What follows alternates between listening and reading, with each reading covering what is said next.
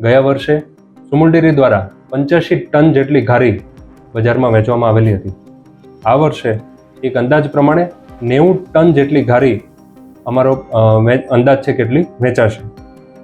હવે આપણે જ્યારે સુમુલ ડેરીની ઘારીની વાત કરીએ તો એક કેસર બદામ પિસ્તા ઘારી જે સુમુલની ફ્લેગશિપ પ્રોડક્ટ છે તે આપણે વર્ષોથી વેચતા આવ્યા છીએ અને એ કેસર બદામ પિસ્તા ઘારીનો ભાવ 820 રૂપિયા કિલો જેટલો રહેશે અને કેસર બદામ પિસ્તા ઘારી 200 તેમજ 500 ગ્રામના પેકિંગમાં માર્કેટમાં અવેલેબલ રહેશે.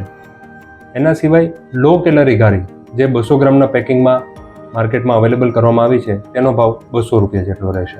આપણે જ્યારે વાત કરીએ તો સુમુલ ડેરીના સુરત અને તાપી જિલ્લામાં આવેલા 150 જેટલા પાર્લર તેમજ સુમુલ ડેરીનું જે મેઇન ગેટ આઉટલેટ છે એ ખાતે સુમુલની ઘારીનું વેચાણ કરવામાં આવશે.